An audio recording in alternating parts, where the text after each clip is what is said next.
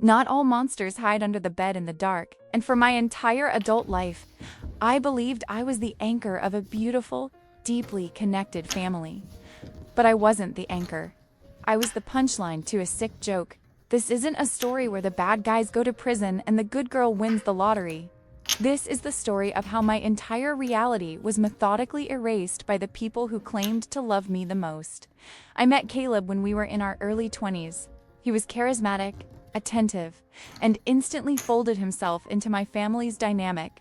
My younger sister, Erica, was the complete opposite of me. She was the wild child, always chaotic, always needing to be rescued from her own terrible decisions. My parents adored her flaws, treating her like a fragile glass doll, while I was the dependable, boring older sister who was expected to clean up the mess. For 7 agonizing years, Caleb and I tried to have children, but my body simply refused to cooperate. It was a silent, crushing grief that lived in the walls of our home. And Caleb was always right there, holding my hand, playing the part of the devoted, heartbroken husband. She announced she was adopting a child, arranged through a friend of a friend who couldn't handle motherhood. When baby Owen arrived, our entire family shifted on its axis. He was a beautiful, perfect boy. And because I couldn't have my own children, I poured every single ounce of my maternal love into my new nephew. Caleb was the perfect, doting uncle. He spent his weekends teaching Owen how to ride a bike. He bought him his first baseball glove. He looked at that boy with a deep, profound pride that used to bring tears of joy to my eyes. I thought it was a beautiful testament to our family's bond. I didn't know I was financially and emotionally facilitating my own husband's secret family. The thread began to unravel on a completely ordinary Tuesday afternoon. Owen was 8 years old. He had a minor accident at school, a nasty fall from the playground. Equipment that required a quick trip to the emergency room for stitches and routine medical typing. Erica was out of town at a luxury wellness retreat, so Caleb and I immediately rushed to the hospital to be by his side. While the intake nurse was filling out the mandatory charts, she offhandedly verified Owen's medical profile. Type O negative. I paused, because Erica had always told a very specific, detailed story about Owen's biological parents. She claimed both biological parents were type AB positive, which was why Owen allegedly had a rare autoimmune sensitivity. She constantly used that fake medical lore to demand specialized diets and constant obsessive attention from our parents. But 2 AB-positive parents absolutely cannot produce an O-negative child.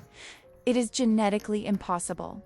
I casually mentioned the biological discrepancy to Caleb in the waiting room, and the reaction I got was chilling. He didn't look confused. He looked utterly terrified. His face drained of all color, and his voice dropped to an aggressive, panicky whisper. He told me to drop it immediately.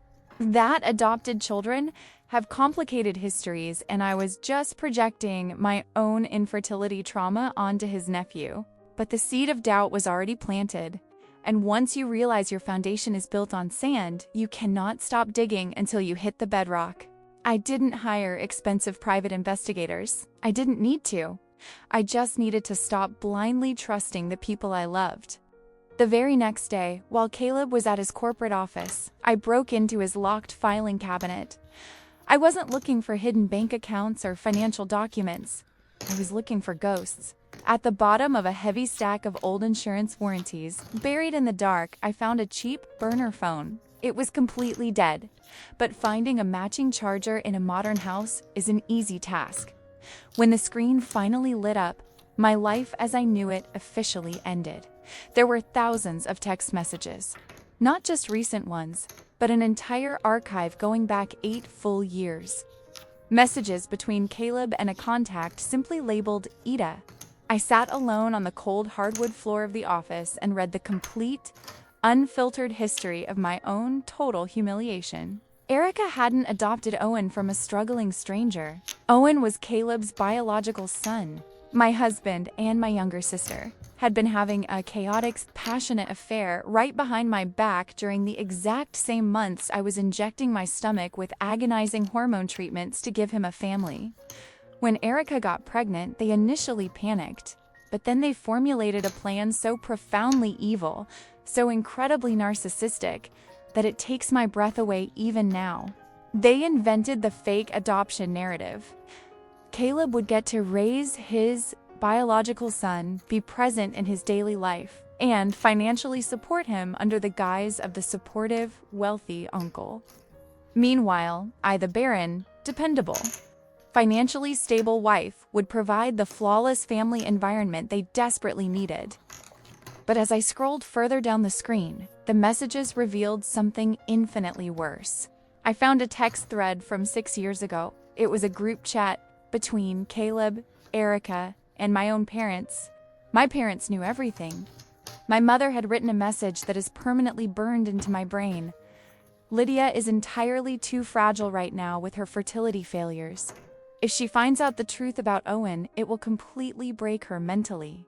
This arrangement gives her a child to love and focus on, and it keeps our family together without a scandal. We all have to protect the secret for her sake. They didn't do it to protect me. They did it to protect Erica.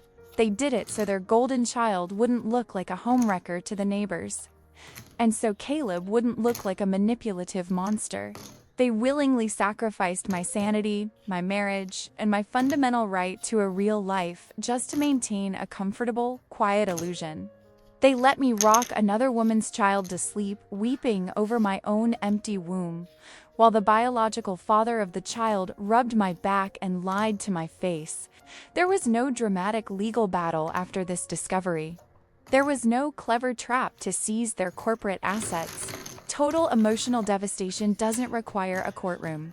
It just requires the absolute truth. I waited until Sunday dinner. The whole family was gathered at my parents' house just like every week. The roast was hot on the table. I stood up from my chair. I didn't yell. The silence that followed was the loudest, most deafening sound I have ever experienced. Caleb stared down at the papers, his jaw visibly trembling. Erica's face went completely blank, the color draining from her cheeks. My mother reached out, touched the top page, and then looked up at me with eyes full of desperate, manipulative tears. "Lydia, please," my mother whispered, her voice shaking violently. "You don't understand how complicated the situation was. We didn't want you to be alone forever. We gave you Owen to love." "You didn't give me a child," I said, my voice completely dead and hollow. "You gave me a prop in a sick play I didn't even know I was acting in." Caleb jumped up and tried to grab my arm. He tried to tell me he loved me, that the affair was a mistake that meant nothing, that the family dynamic we built was real, even if the origins were a total lie. I pulled away from his touch like he was a rotting corpse. "You are a parasite," I told him calmly. "And you?" I turned to look at my sister, who was now sobbing loudly, immediately playing the victim like she always did. "You hollowed out my entire existence just so you wouldn't have to face your own shame." I looked at little Owen one last time. He was confused, scared, and crying. He was an innocent kid, permanently trapped in a web of monsters. That was the hardest part of all. I truly loved him. But I knew I could never look at his face again without seeing the distinct features of the people who methodically destroyed me. I walked out the front door, got into my car, and drove away. I didn't pack a bag. I didn't fight for the custom-built house. In the weeks that followed, I filed for a clean, uncontested divorce. I left Caleb the property. I left them absolutely everything. I legally changed my phone number, permanently deleted all my social media accounts, and moved 3 states away to a city where nobody knew my name. People on the internet want stories like this to end with a satisfying twist. They want the cheating husband to end up homeless on the street.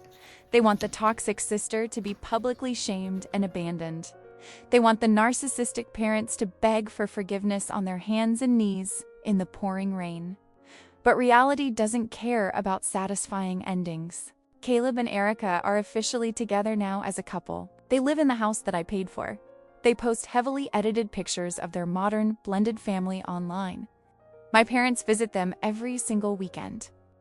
To the outside world, I am the bitter, mentally unstable ex-wife who cruelly abandoned her family over a minor misunderstanding. They expertly spun the narrative to make themselves the brave survivors of my supposed cruelty. I am completely alone in a new city. I have a quiet, empty apartment and a corporate job that pays the bills. Some nights, the grief is so physically heavy I can barely breathe. I mourn the child I never had, the loyal husband who never existed, and the parents who chose my sister's comfort over my basic survival. There is no karma coming for them. There is no grand, universal justice. There is only the cold, hard truth that sometimes the people who are biologically wired to protect you are the exact ones holding the knife. And the only way to survive the bleeding is to let them keep everything, turn your back, and walk into the void.